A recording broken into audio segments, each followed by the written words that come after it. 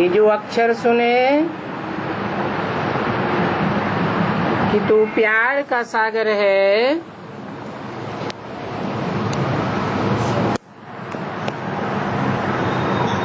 तुम बच्चे जानते हो कि ये बाप सबसे प्यारा है, इसलिए कहते हैं प्यार का सागर है। बाप को जब याद करते हो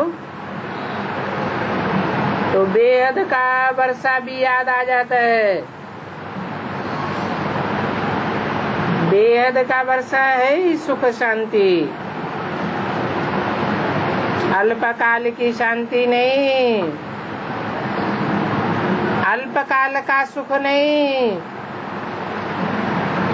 सदा काल का सुख और सदा काल की शांति।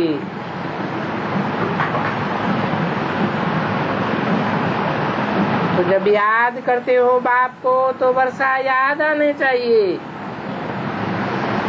क्योंकि बेहद का बाप है और वर्षा भी बेहद का है। जिसको बाप याद आवेगा और निश्चय हो जाएगा तो जरूर खुशी होगी। यूं तो शिव के मंदिर में भी जब जाते हैं तो शिवलिंग को शिव बाबा ही कहते हैं।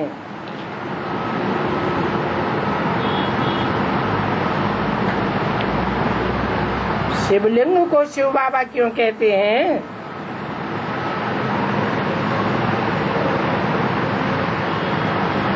क्योंकि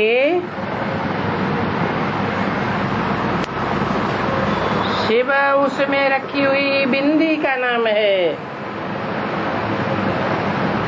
और बाबा साकार को कहा जाता है।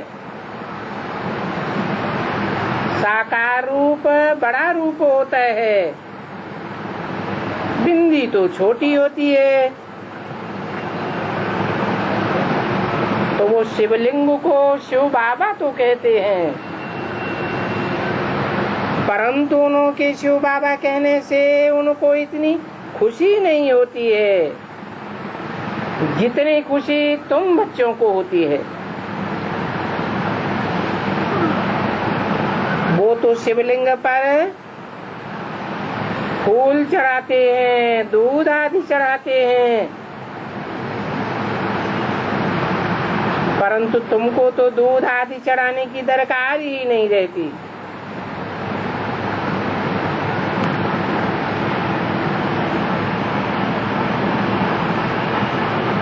तुम्हारी तो बेहद की बातें हैं।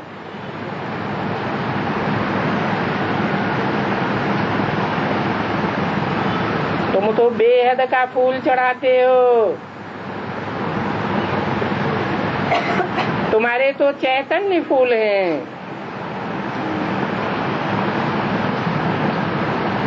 वो भक्त दूध चढ़ाते हैं, परंतु उनको पता ही नहीं है कि भगवान बाप जब आते हैं और 5000 वर्ष के ड्रामा की शूटिंग कराते हैं तो वो ही भक्तगण शूटिंग पीरियड में भगवान बाप के निमित्त रथ पर ज्ञान दूध चढ़ाते हैं, जिस दूध में पानी ज्यादा होता है और दूध कम होता है, अर्थात ज्ञान बहुत थोड़ा होता है।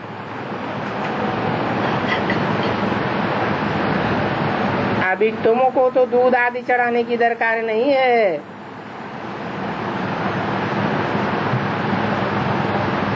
निराकार भगवान है तो वो पिता हुआ,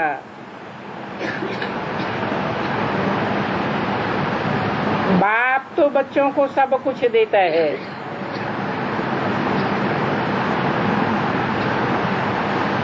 भगवान भक्तों का कहा जाता है।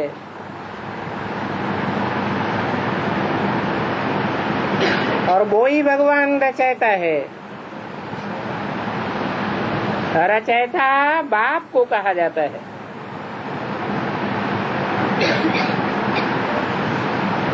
उन्होंने इस मनुष्य सृष्टि को रचा।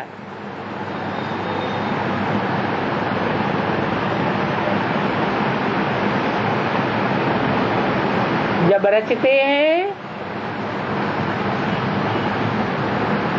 तो पहले पहले मनन चिंतन मंथन करने वाले मनु की रचना होती है।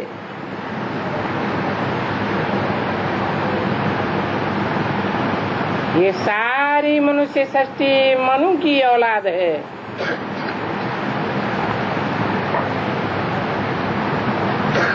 ये भी गाया जाता है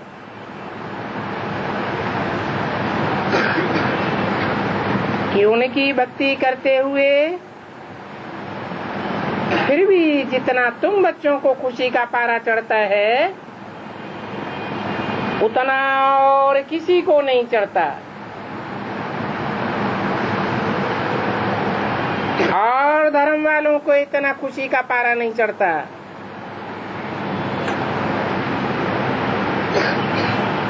भगवान का नाम सुनने से ही तुम्हारे रोमांच खड़े हो जाते हैं। बुद्धि में आता है बाप से हमको बाप के घर का वर्षा भी मिलता है। बाप के घर का वर्षा है अखूट शांति।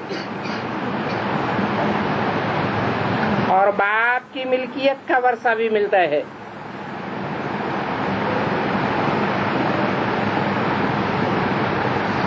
तुम बच्चे बाप के घर में ही जन्म लेते हो।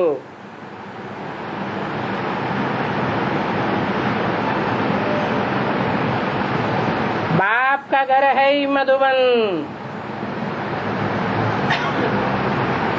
मधुबन में आकर के तुम्हारा जन्म होता है।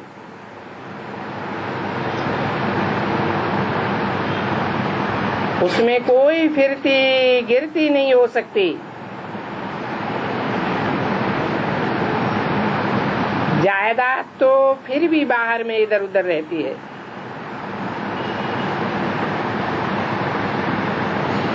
भले घर भी जायदाद है परंतु प्रॉपर्टी की फिरती गिरती हो जाती है।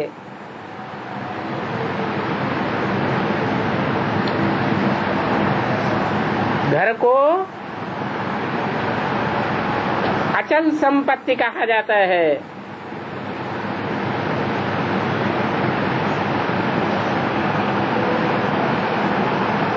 प्रॉपर्टी को चल संपत्ति कहा जाता है। तुम बच्चे भी जानते हो हम बाप के घर के मालिक बनते हैं। जो घर कभी भी बदली सदली नहीं हो सकता। स्वीट होम का बदली सदली नहीं होगा। बाकी राजाई तो कितना बदल सदल हो जाती है।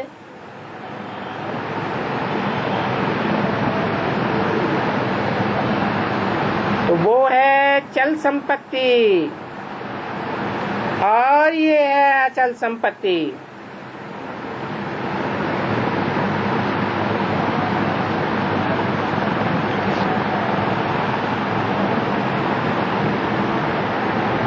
मुक्तिधाम चल संपत्ति है। यहाँ तो फिरती गिरती होती है। सूर्यवंशी से चंद्रवंशी फिर वैश्यवंशी में आ जाते हो।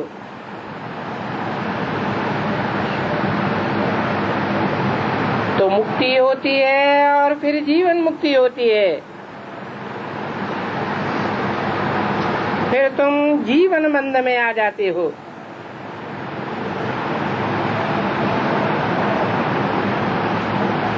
तुम बच्चे ही बाप की प्रॉपर्टी के मालिक बनते हो। और धर्म वाले बाप की प्रॉपर्टी के मालिक नहीं बनते हैं।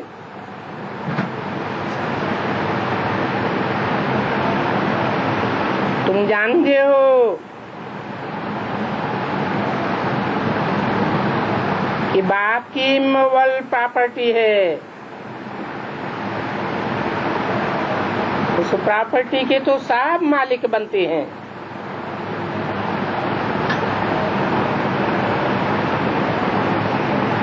बाकी जो चंद संपत्ति है वो नंबरवार मिलती है बच्चों को, परंतु तुमको सबसे जास्ती और सबसे अच्छी प्रॉपर्टी मिलती है।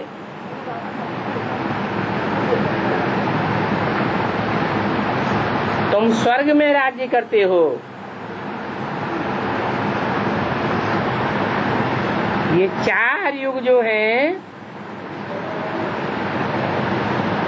उसमें भारतवासी ब्राह्मण कुलभूषण मुख्य हैं।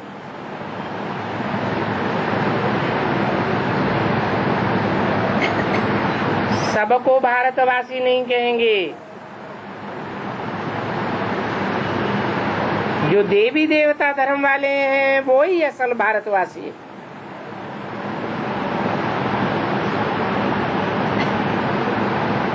बाकी सब तो पूरा चक्कर ही नहीं लगाते हैं। तो इस धर्म वाला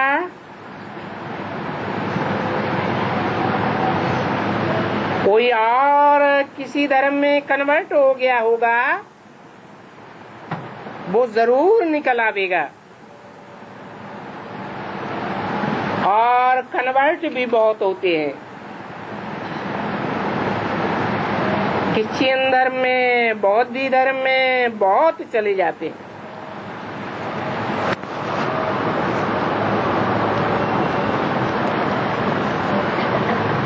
और धर्मों में बहुत क्यों चले जाते हैं?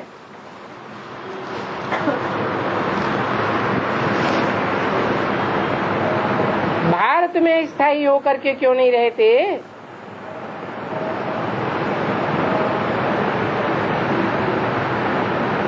क्योंकि दुनिया में भी श्रेष्ठ की संख्या बहुत कम होती है।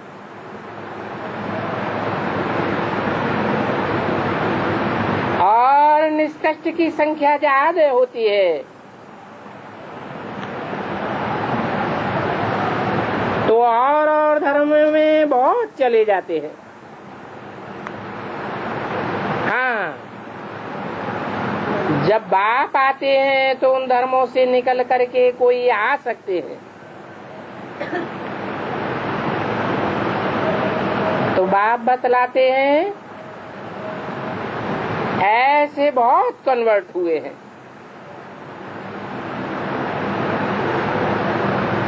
अभी देखने में आता है वो कन्वर्ट होने वाले भी कोई समय निकल करके आ जाएंगे।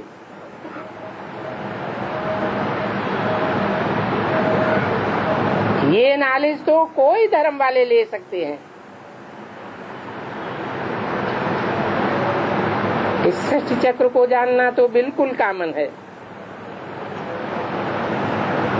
बल कितने भी डल हेडेड हैं तो भी उनकी बुद्धि में ये तो आता है ना कि ये सृष्टि चक्र है।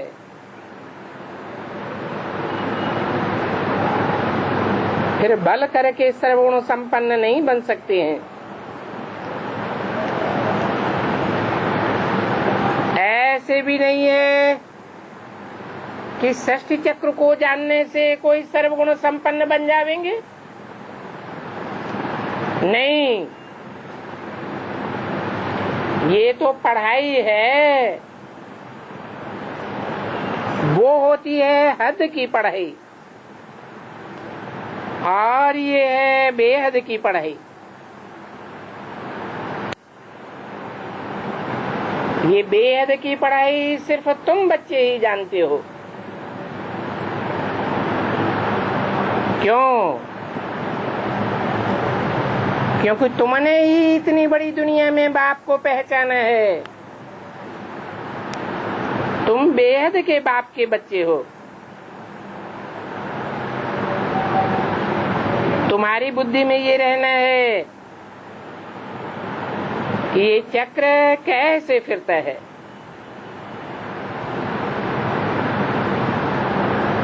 और सब धर्म वाले तो बाद में आते हैं।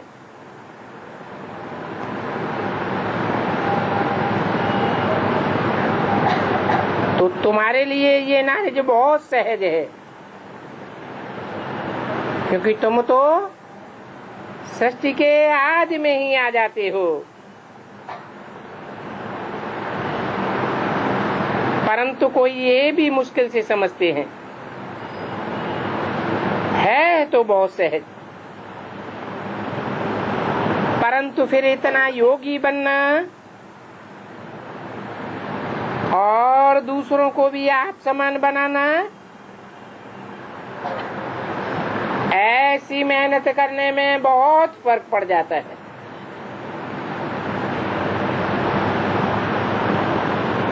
कोई भी के तो अच्छा नाम निकालते हैं,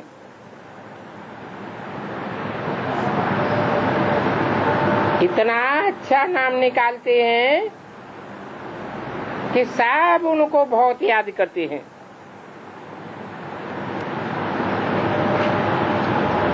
अच्छा, सृष्टि चक्र को तो जाना, फिर जानने के साथ साथ वो अवस्था भी चाहिए।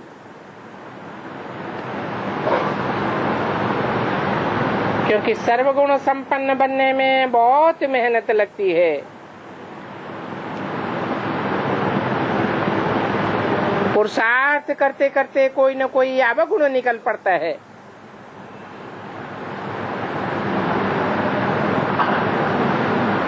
खुद भी कहते हैं मेरे में मीठा बोलने का गुण नहीं है।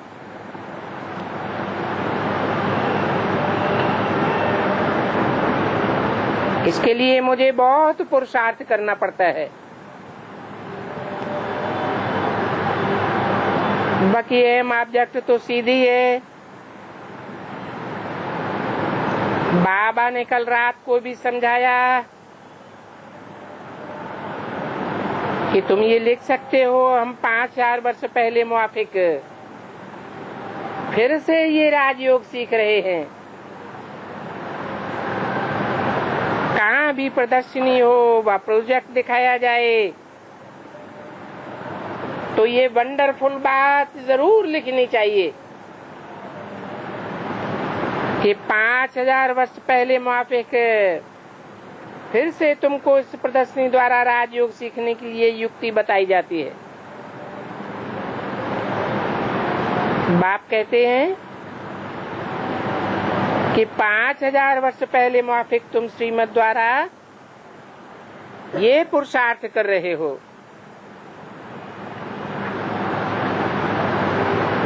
वो भगत लोग तो कह देते हैं कि कल्प की आयु ही लाखों वर्ष है। कहते हैं कलयुग तो अजन बच्चा है, और तुम कहते हो 5000 वर्ष पहले मुआफिक दैवी स्वराज्य पद पाने के लिए पुरुषार्थ कराया जाता है। तो ऐसी बात सुन करके मनुष्य वंडर खावेंगे, ये क्या लिखते हैं 5000 वर्ष पहले मुआफिक। फिर चक्कर का राज भी समझाना पड़े। ये 5000 वर्ष का चक्कर कैसे है। अगर कहें कि सतयुग को लाखों वर्ष हुए तो लाखों वर्ष पहले वाली वो देवताओं की आदमशुमारी कहाँ है।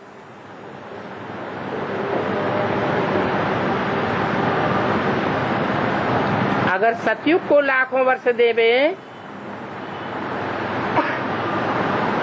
तो देवताओं की आदमशुमारी 33 करोड़ ही क्यों कहते हैं? हिंदुओं की आदमशुमारी कम निकलती है और धर्म वालों की आदमशुमारी कितनी जास्ती हो गई है। हिंदू और धर्मों में कन्वर्ट हो गए हैं।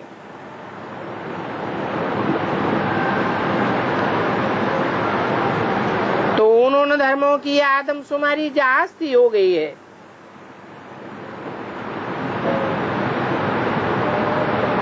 हिंदुओं से कितने मुसलमान बने होंगे?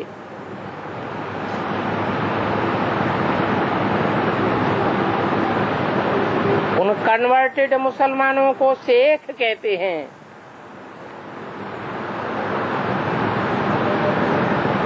तेईस 11/65 की वाणी का दूसरा पेज। ऐसे कन्वर्ट होने वाले भी बहुत हैं।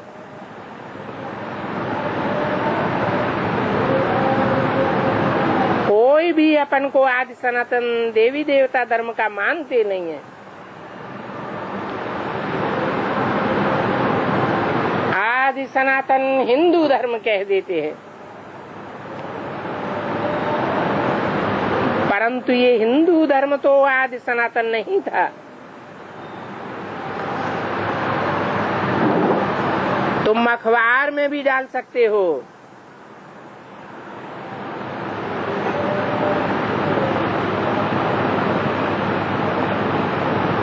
कि सनातन धर्म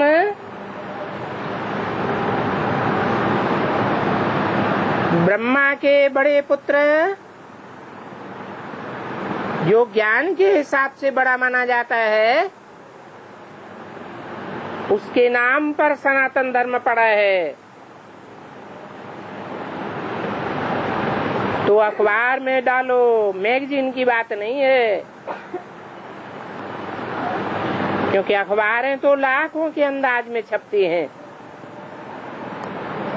हाँ, वो अखबार वाले पैसे बहुत लेते हैं, फिर भी समझाने से वो डाल सकते हैं।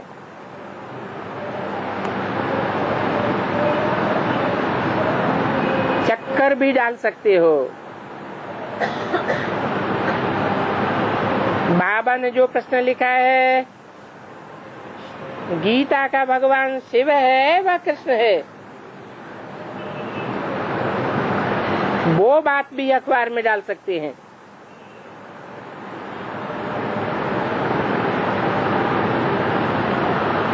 डालने वाले कब लोन भी देते हैं, कब खर्चे पर भी डाल देते हैं। अच्छी बड़ी अखबार में डालें तो शायद 500 रुपया लेवेंगे,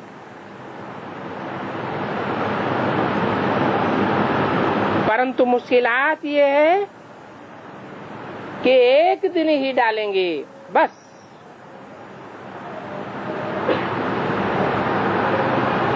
क्योंकि लगातार पढ़े तब मनुष्यों की आंखें खुले। एक बार डाला, कोई ने पढ़ा, कोई ने नहीं पढ़ा। रोज पढ़ने से मनुष्यों की आंखें खुलेंगी। जब आंखें खुले तब आकर के ज्ञान सुने और समझें। तो पुरुषार्थ करने में भी कितनी मेहनत लगती है। पुरुषार्थ करते करते बहुत माया के तूफान आते हैं।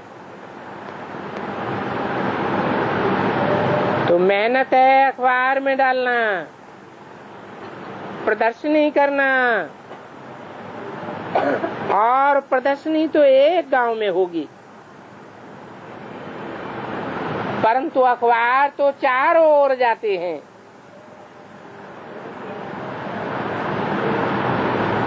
अखबार पढ़ने वालों के सारा दिन ख्यालात चलते रहते।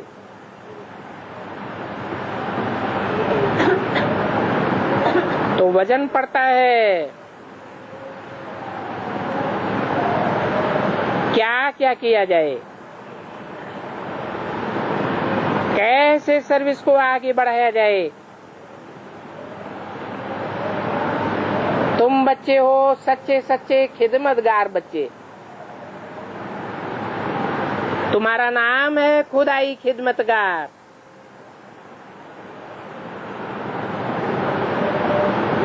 सोसाइटी की सर्विस करना ये भी खिदमत है ना। तुम बच्चे जानते हो वो दुनिया में तो सब हैं आसुरी राक्षसी सोसाइटी।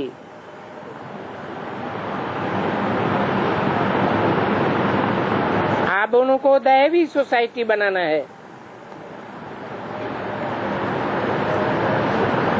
सारी दुनिया की सोसाइटीज को स्वर्ग में पहुंचाना है। अभी तो सारी दुनिया का बेड़ा गर्क है।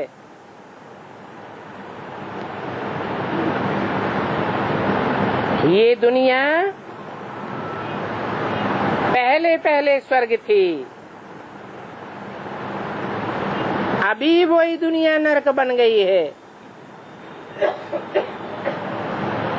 और ये स्वर्ग से नरक है, नरक से स्वर्ग है, ये चक्कर फिरता ही रहता है। ये सारा ड्रामा बना हुआ है। जब स्वर्ग है तो नरक नहीं है, और जब नरक है तो स्वर्ग नहीं होता है। फिर कोई बताए कि वो स्वर्ग कहाँ चला गया।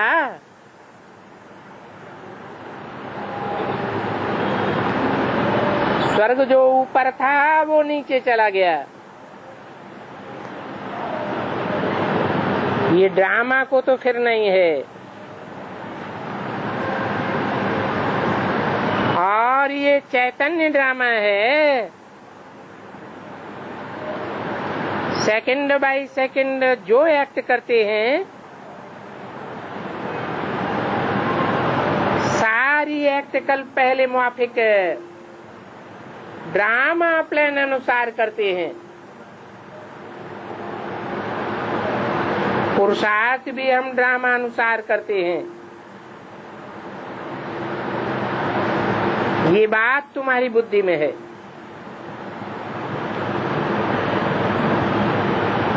ऐसे क्यों कहा कि पुरुषार्थ भी हम ड्रामा अनुसार करते हैं? क्योंकि हम आत्माओं में अनेक जन्मों का रिकॉर्ड भरा पड़ा है,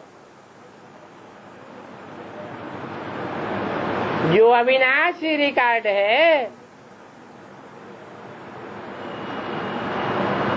वो ड्रामा की रील में घूमता रहता है।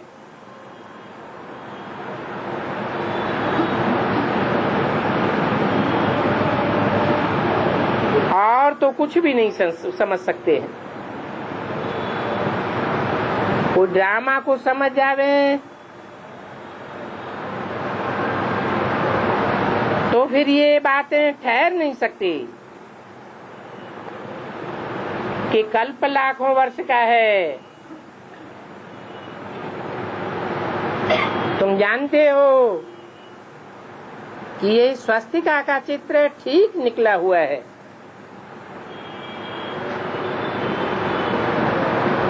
इस स्वास्तिका की पूजा भी करते हैं।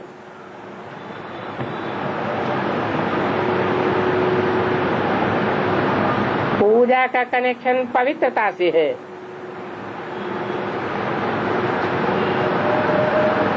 परंतु उन पूजा करने वालों को ये पता नहीं है कि ये स्वास्तिका क्या चीज है।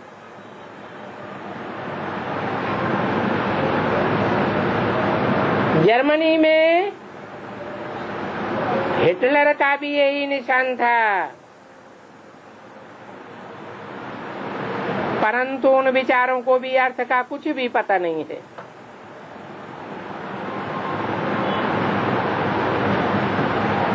तो ये चक्कर की बात समझानी पड़ती है। अभी तुम्हारी बुद्धि में ये चक्कर फिरता रहता है। तुम मास्टर ज्ञान सागर हो तो तुमको खुशी भी होती है और तुमको बहुत खुशी होनी चाहिए। तुम कहते हो हम मनुष्य से देवता, नर से नारायण बनते हैं।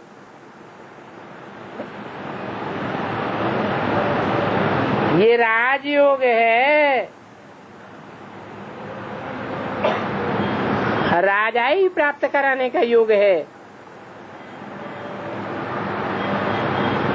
दुनिया का बड़े से बड़ा राजा नारायण है। विश्व का महाराजा बनते हैं। नर से नारायण बनते हैं ना, कोई ने तो बनाया होगा। तो ये त्रिमूर्ति का चित्र सारा दिन बुद्धि में रहता है। ब्रह्मा द्वारा विष्णुपुरी की राजाई मिलती है, शंकर द्वारा ये आसुरी सृष्टि खलास होनी है। बस सारा दिन बुद्धि में यही ख्यालात चलता रहे।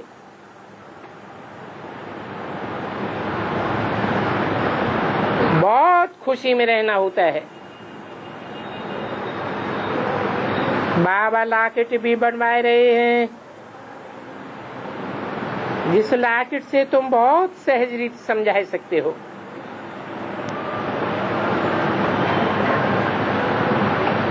तुम्हारे थैले में भी ये चित्र लगवा सकते हो, त्रिमूर्ति और चक्कर। और ये चित्र तो सब जगह लगाना जरूरी है। ये चित्र सर्विस के लिए ही दिया जाता है। जो सेंसिबल बच्चे होंगे वो इस चित्र पर अच्छी रीति जाकर के समझावेंगे।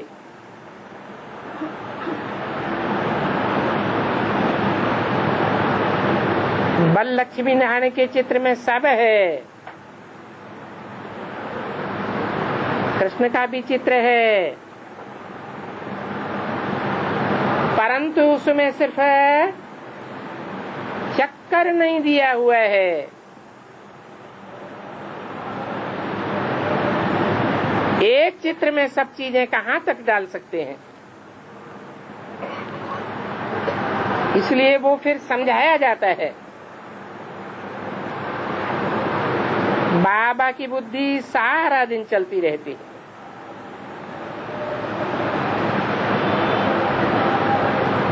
लक्ष्मी नारायण का मंदिर बहुत अच्छा बनाते हैं।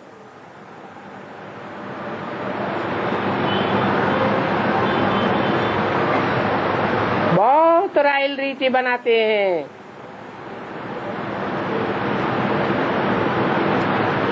ऐसे तो कृष्ण के चित्र भी अच्छे अच्छे बने हुए हैं,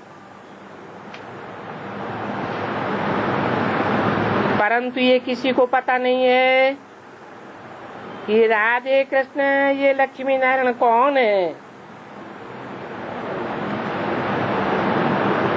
तुमको तो अब कितनी नॉलेज मिली है, तो कितनी खुशी होनी चाहिए। दुनिया में कहाँ भी जाकर तुम सर्विस कर सकते हो। श्रीनाथ द्वारे में भी जाकर के समझा सकते हो। ट्रस्टी लोगों को समझाओ।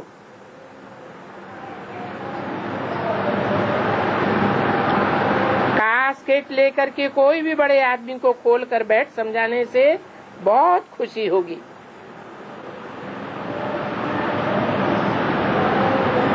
वो समझेंगे ये तो जैसे भगवान स्वयं रूप धारण करके समझाए रहे।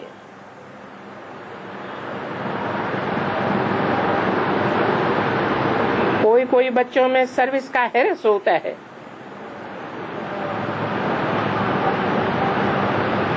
परंतु बड़ों बड़ों के पास जाते नहीं है। कहाँ भी जाए तुम मुलाकात कर सकते हो। इसमें खर्चे की बात नहीं है, क्योंकि पहले तो वो लोग यही समझेंगे शायद ये कुछ लेने आए।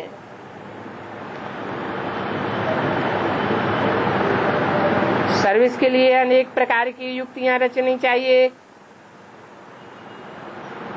युक्तियां नहीं रचते हैं तो टाइम वेस्ट हो जाता है। तो हर एक को अपनी दिल से पूछना चाहिए, बहुत रहमदिल बन करके बहुतों का कल्याण करना होता है। अगर ज्ञान का स्वाद नहीं है तो रहमदिल बनने का वो नशा भी नहीं चढ़ता है।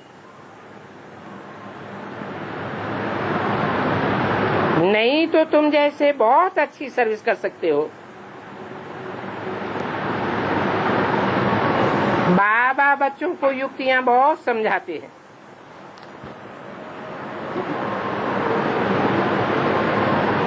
अच्छा, ओम शांति।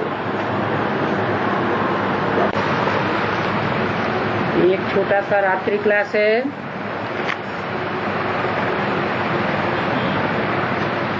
नौ जून 1966।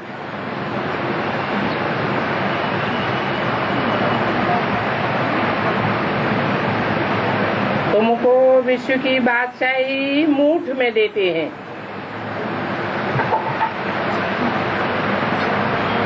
तुम और कुछ भी नहीं करो, बाप को याद करो। जिस बाप से वर्षा मिलता है याद करो और पवित्र रहो।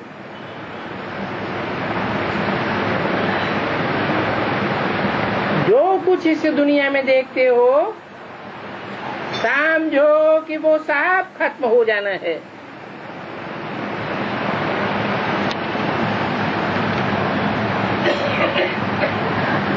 इतना करते रहेंगे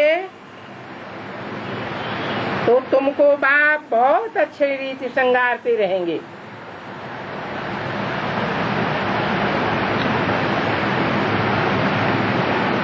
जितना तुम्हारा श्रृंगार होता है इतना और कोई का श्रृंगार नहीं होता है।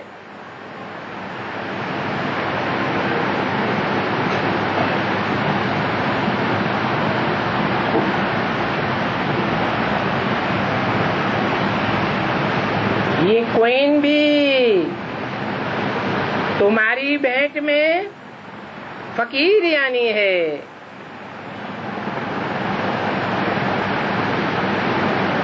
बाप तुमको कितनी अच्छी रीति समझाते हैं, सहज युक्ति बताते हैं। बाप से ही तुम तमो प्रधान से सतो प्रधान बन सकते हो।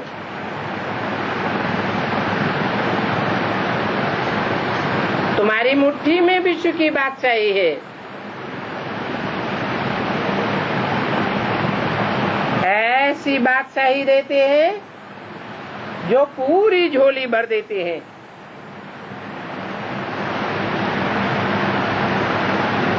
कई कई ऐसे देह अभिमानी होते हैं जो देह अभिमान के कारण झोली भरते तो हैं लेकिन छेद होने के कारण सारा बह जाता है।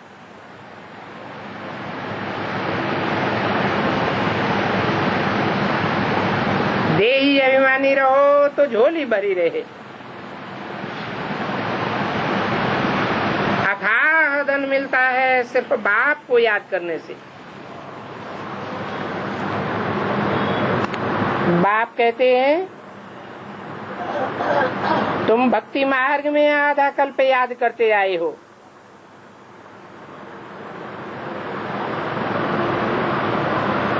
परंतु बिना समझे बिना पहचाने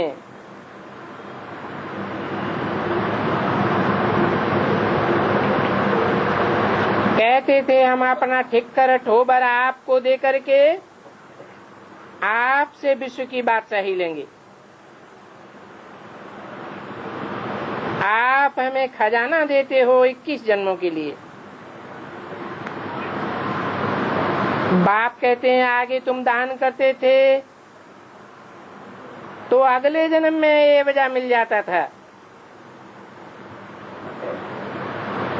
अभी बाप को इस एक जन्म में तुम थोड़ी मदद करो,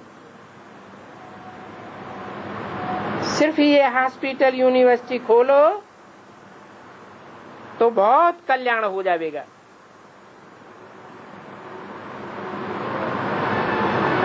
क्या बहुत कल्याण हो जाएगा? भक्ति मार्ग में तो एक जन्म का कल्याण होता था, यहाँ तो 21 जन्म के लिए तुम्हारा कल्याण हो जाता है, क्योंकि डायरेक्ट बाप को मदद करते हो।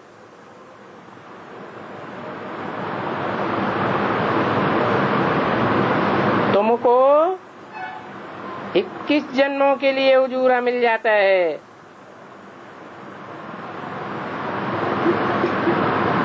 बाबा मम्मा का मिसाल देते हैं। मम्मा पैसा नहीं लाई थी, गरीब थी, फिर भी देखो लक्ष्मी बनती है, कोई खर्चा नहीं।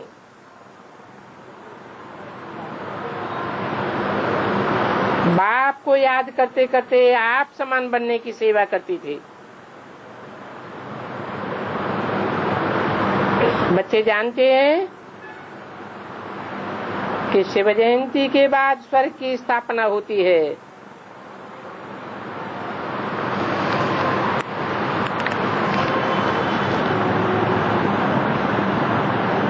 शिव जयंती कब कही जाए?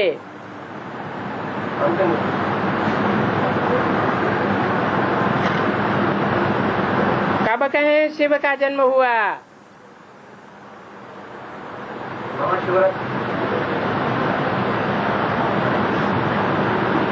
विदेशी लोग तो शिवरात्रि नहीं मनाते हैं, भारतवासी महाशिवरात्रि मनाते हैं।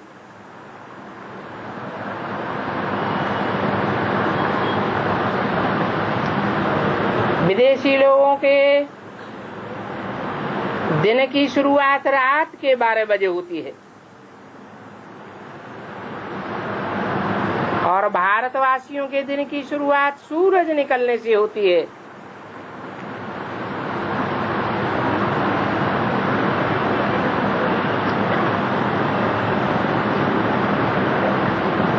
तो कब कहें कि प्रत्यक्षता रूपी जयंती हुई? जयंती साकार की होती है या निराकार की होती है? ये भारत ही है जो अभी नरक है, ये भारत स्वर्ग बन रहा है।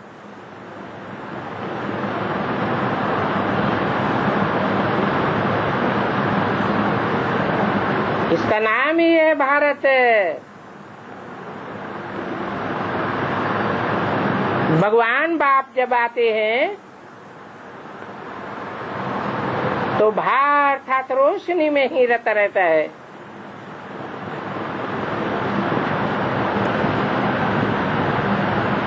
तो भारत को बाप कितना अच्छा वर्षा देते हैं। ये लौकिक बाप तो जहन्नुम में भेज देते हैं।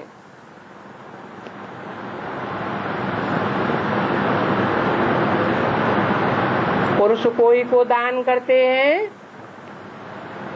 तो स्त्री को भी आधा मिल जाता है।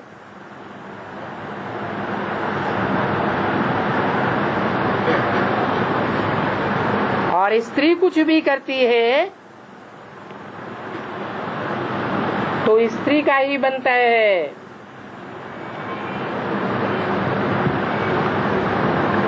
बाप का हिस्सा नहीं बनता।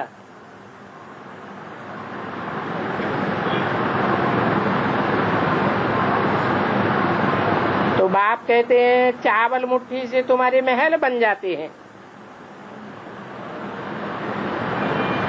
क्योंकि बाप का नाम ही है गरीब निवाज।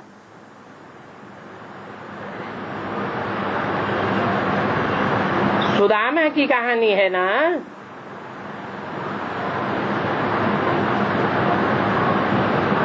ये माताएं तो बिल्कुल गरीब होती हैं।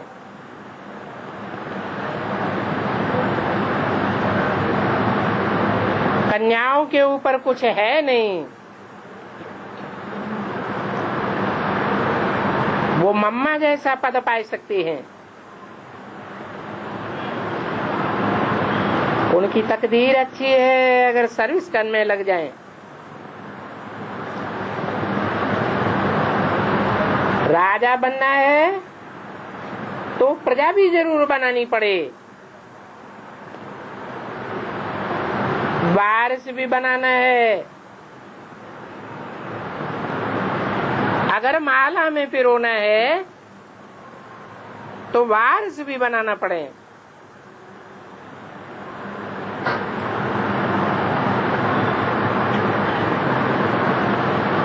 वारिस क्वालिटी नहीं बनावेंगे तो माला में भी नंबर नहीं आवेगा।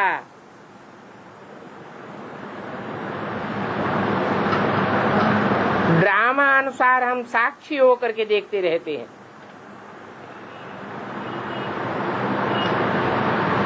कल पहले मुआफे के जिसने जितनी मेहनत की है वो अभी भी देखने में आवेगा। देखना होता है प्रजा बनाने वाले हैं, भक्त बनाने वाले हैं या वारिस बनाने वाले हैं या तीनों प्रकार की सर्विस करने वाले हैं। बाप के वारिस भी होते हैं, बाप की प्रजा भी होती है, बाप के भक्त भी होते हैं। ड्रामा अनुसार ये सब कराते रहते हैं। बाकी वर्षा बहुत भारी मिलता है। तो तुम बच्चों को तो बहुत खुशी होनी चाहिए। गाया भी जाता है आत्मा परमात्मा अलग रहे वो काल।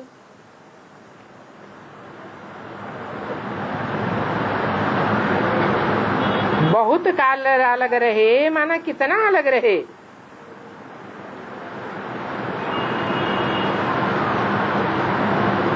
हिसाब तो होता है ना, कितना अलग रहे। कोई तो पूरे 5000 वर्ष अलग रहे और कोई फिर नंबरवार कम भी होते जाते हैं। तो जो पूरे 5000 वर्ष अलग रहे, सत्यनारायण की कथा तो है ना।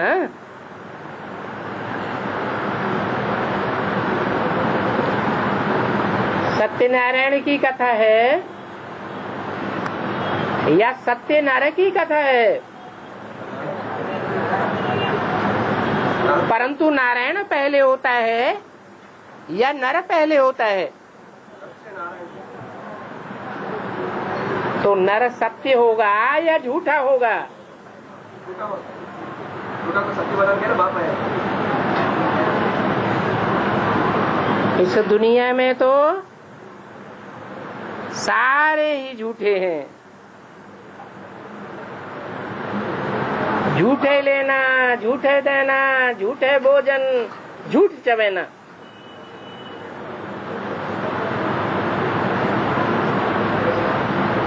बाप आकर नर को नारायण बनाते हैं। एक नर नारायण की कथा भी है।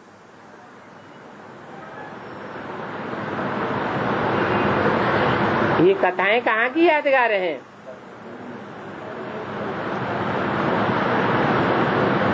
सत्य नर से नारायण बनाने वाला सदगुरु है।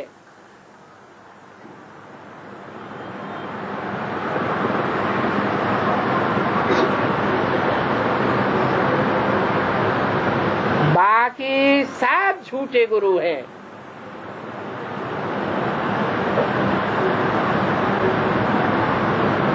जिनके लिए शास्त्रों में गायन है, हरे शिष्य धन छोक न हरई, सो गुरु घोर नरक में परई।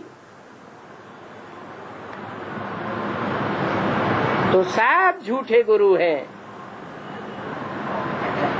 अपनी भी दुर्गति करते हैं और शिष्यों की भी दुर्गति कर देते हैं।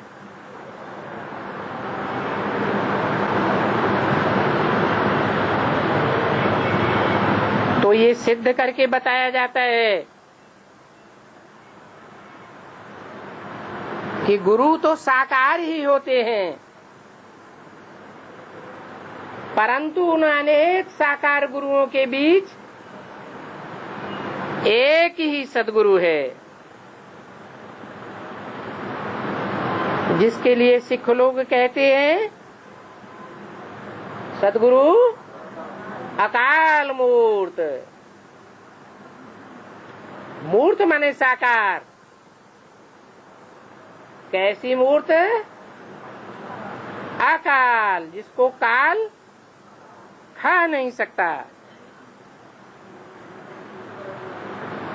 सत्य ही अकाल होता है, सत्य कभी मरता नहीं है, झूठे खलास हो जाते हैं।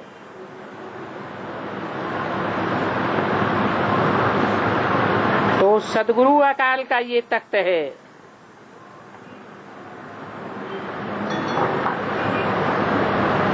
ये भ्रकुटी आत्मा का तख्त है, जिस तख्त पर बैठ करके आत्मा पार्ट बजाती है।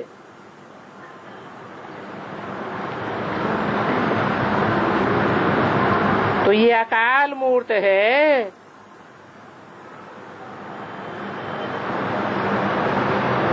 अभी इस अकाल मूर्त ने ये रथ लिया है।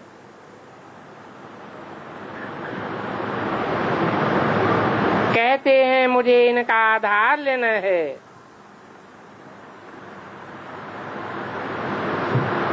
जो आत्मा पहले नंबर में थी वो ही अब लास्ट में है।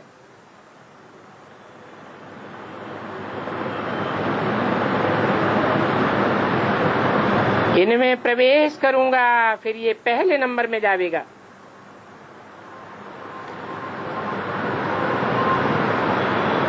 अच्छा, ओम शांति।